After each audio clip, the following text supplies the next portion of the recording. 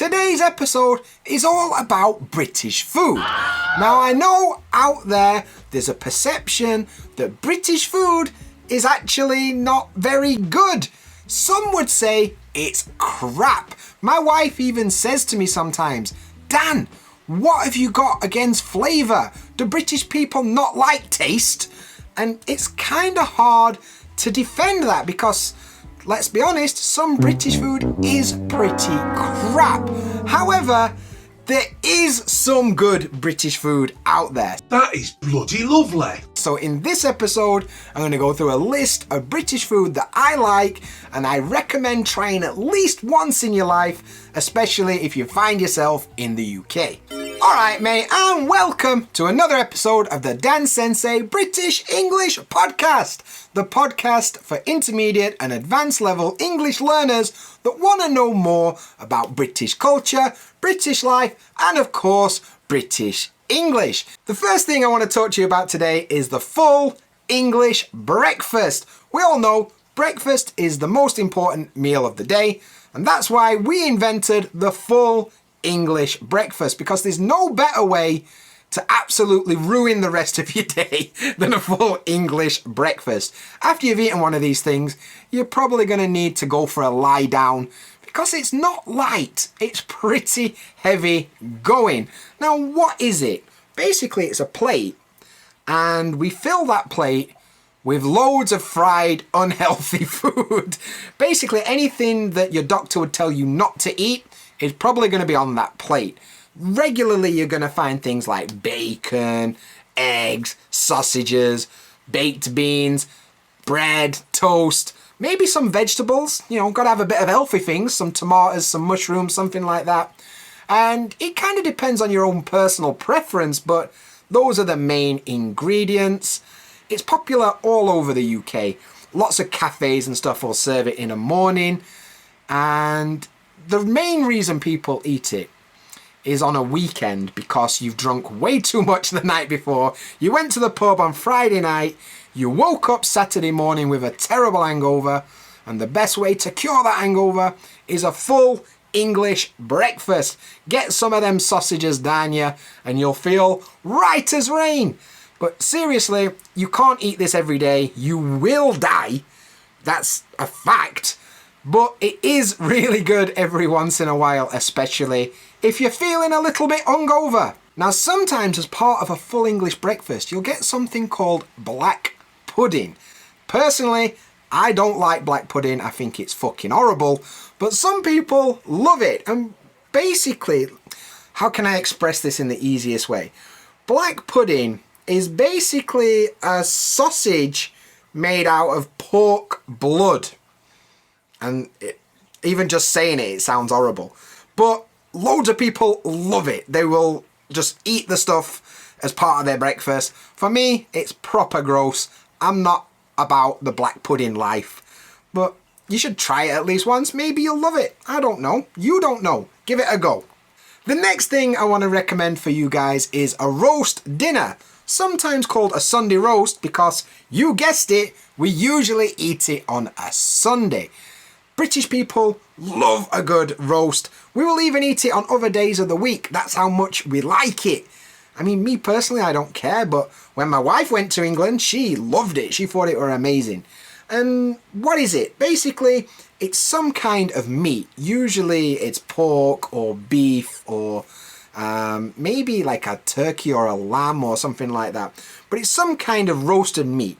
And then you mix that with like vegetables, you know, roast potatoes, stuffing, I don't know, gravy sometimes.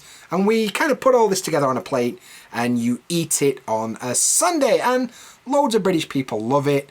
Most of the complaints I hear from British people in Japan is that they can't find a place to get a good Sunday roast. That's how much we love it. And yeah, you should probably try and check it out. Most pubs in the UK have got a Sunday roast, so if you're not sure, go to your local pub. I'm sure you'll be able to find one. Now, as I said, I'm not that keen on a Sunday roast. I don't really care about that, to be honest. It's alright, I'm not that bothered. But there is an ingredient in a Sunday roast that I proper love. And maybe it's just bias, but it's called a Yorkshire Pudding. And I'm from Yorkshire, so obviously I'm going to like it. But a Yorkshire pudding is a bit deceptive. Just like black pudding earlier, it's not actually sweet at all. It's basically batter, egg, flour, milk mixed together, and then kind of baked, and it makes like a bowl, a savoury bowl, which is kind of soft, and you use it to put other things inside. So yeah, a big part of a Sunday roast is you're going to find Yorkshire puddings, and they are amazing. I highly recommend it. And we've got another popular dish related to a Yorkshire pudding, and it's toad in the hole. My wife can't say this, she keeps saying toe in a hope, but she tries. But she makes a good toad in the hole, my wife. Anyway, it's a Yorkshire pudding, but a big one with sausages baked into it, and you kind of serve it with whatever you want, gravy or vegetables or whatever. And that's another good piece of British food that you should definitely try. Next up, I want to talk about pies. Pies are quite British. You've got some pastry and inside there's some kind of filling, usually meat. But there's a few different ways we eat this. Pie and mash. So it's some kind of meat pie. It's very carb heavy, let's be fair. But it's, let's say it's a steak and ale pie. So you've got a pastry and inside that is some steak filling. And then we often serve it with mashed potato, so hence the term pie and mash. Lots of people like that. You'll also find shepherd's pie, or sometimes it's called cottage pie. They're basically the same. One is beef and the other is lamb. But basically it's, I don't even really know, it's like mashed potato and some meat in a pie. Lots of people love it. Not exactly a pie. But we'll also like sausage rolls. It's a pastry with a sausage inside it. Or a Scotch egg, which is like a pastry with a boiled egg inside of it, but it's also got sausages in it. The more I talk about this, is I just realised that British food is basically sausages in different forms. I didn't really consider it till I started recording this, but there you go. Apparently we love sausages, and we put it in everything that we can possibly put it in. But sausage rolls or Scotch eggs, pretty good. Now, if you're ever in England, there's a famous chain called Greggs. If you've been to the UK, you know what Greggs is. And they sell like pasties, Cornish pasties, that kind of stuff. They sell pies, they sell like steak, bake and sausage rolls and all that good stuff. And it's pretty cheap, so check out Greggs if you're ever in the UK. Now, after you've finished eating all this savoury stuff, you might want something a little bit sweet for dessert. And we've got some stuff that maybe will tickle your fancy. First of all, we've got Trifle. Now, it's basically like layers of different pudding put on top of it. It's like, maybe it's like jelly and then some cream and then stuff like that. It's usually in a glass. It's like, yeah, it's hard to describe. It's like jelly and fruit sauce and cream and stuff. It's a trifle. I'm sure if you check it out, you'll think it's cool. But yeah, I haven't had a trifle since I was a kid, to be honest, but it exists. Another thing you could try. Now, the name of this one is much better than it actually is for me. But it's called Jam Roly-Poly Pudding. It's fun to say. And basically, it's a kind of cake with jam in it, and it's like a roll cake. So, like a rolled cake with jam inside. It's Jam Roly-Poly Pudding. And we will sometimes eat it with custard. It could be any flavour, blackcurrant jam, strawberry jam, whatever. But that definitely reminds me of like my school days. Getting jam roly-poly pudding for dessert after my school dinner. 80s were a wild time in school dinner world. Another thing is a Eton Mess. Eton, not as in the past tense of eat, but E-T-O-N, the place. And it's like strawberries and a meringue and whipped cream. Yeah, it's quite popular in the summer, but Eton Mess is a dessert that you should try. And the most famous British dessert, I think, is probably a scone. Now, British people argue about the pronunciation of this word. Some people say scone, some people say scone. Doesn't matter, I'm not going to argue with people. I say scone, whether that's right or wrong, I don't know or care. Either way, scones, it's like a little bread thing, and you cut it and you put cream and strawberry jam or whatever. Now there's a big debate in England which one you do first. Does the scone get buttered?